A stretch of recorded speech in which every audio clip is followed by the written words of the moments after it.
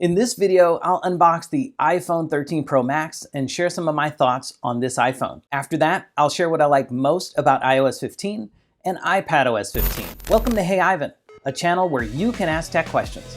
Drop a comment with your questions and click like if you find value in the video. Thanks!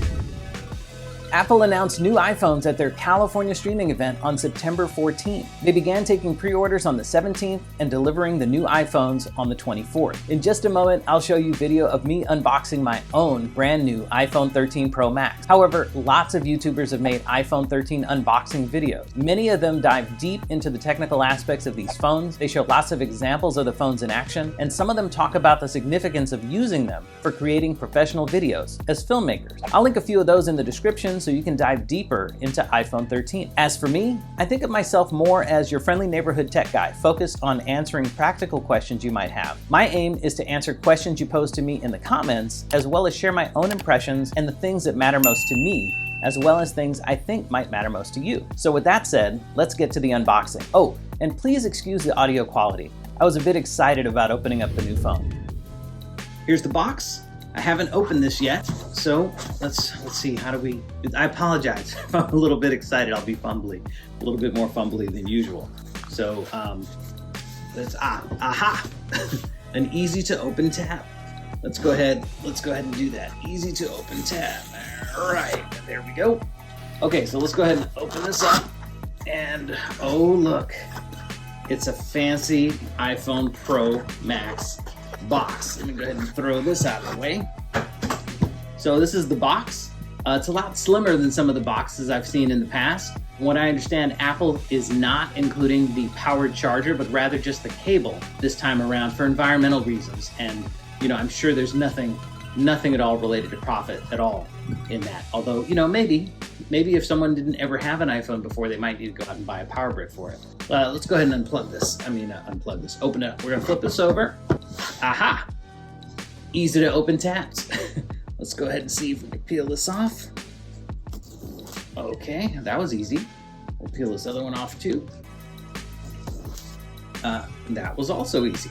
All right, let's flip the sucker back over. This is the part where I normally take pictures of the box, because that's what I do every time I get a new piece of hardware. I take photos of it, but this time I'm making a video. So let's go ahead and open that. All right. Oh, look at that. The box and the phone inside match the color. You know, what's interesting is the box doesn't really capture this, but there's a little bit of a gloss or a sheen, like a metallic sheen, almost like a metallic spray paint job on this. And wow, these cameras are big. Cameras are super huge. Let me go ahead and pull this out.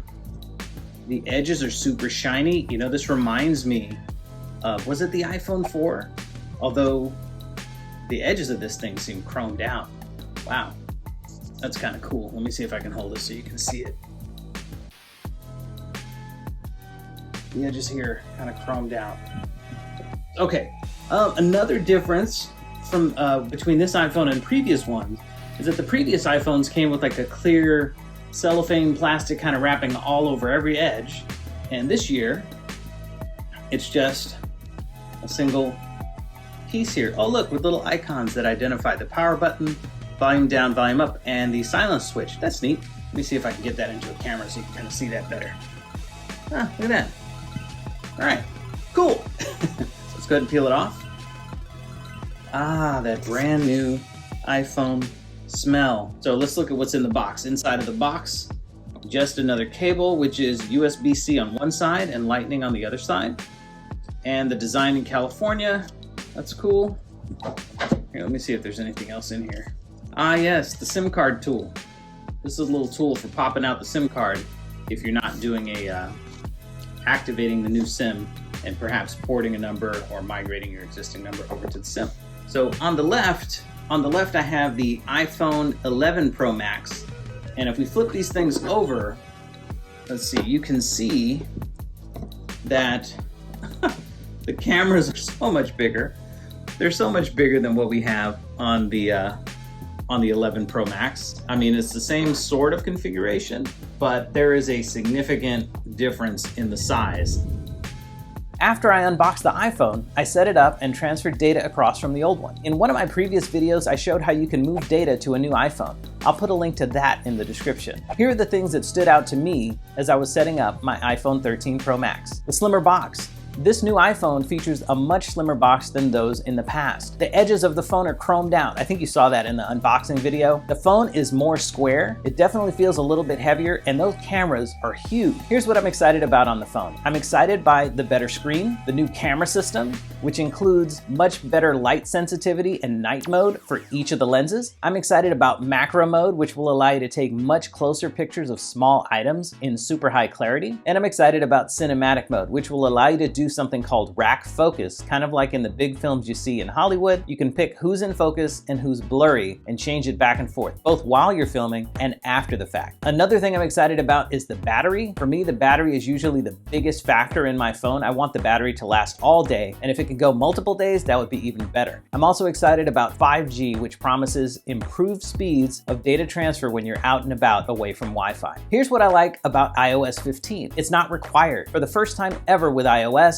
you can continue to get OS updates without upgrading to the new version of the OS. So that means if you're on iOS 14, you can continue to receive those important security updates, or you can choose to jump to iOS 15 when you're ready. I'm also excited about the For You section, which is something that shows up in a lot of places on the device. Specifically, if you receive text messages with photos, you can go over to your Photos app, and inside of Photos, there'll be a For You section that allows you to see photos that were sent to you in messages, and you can easily choose to save them to your photo library. Similarly, if someone sends you links in messages when you go to Safari, inside of Safari's For You section, you'll see those links and can choose to go to those pages at that time. I'm looking forward to SharePlay, which is a feature that will allow you to share your screen while you're in the middle of a FaceTime call. So if you're watching Netflix with someone, you can watch Netflix together. Or if you're like me and you're trying to answer a question for someone about the iPhone, you can share your iPhone screen to that other person in FaceTime, and they can see exactly what you're talking about. My wife immediately noticed that Safari's address bar is at the bottom of the screen in iOS 15, and she wanted to change it back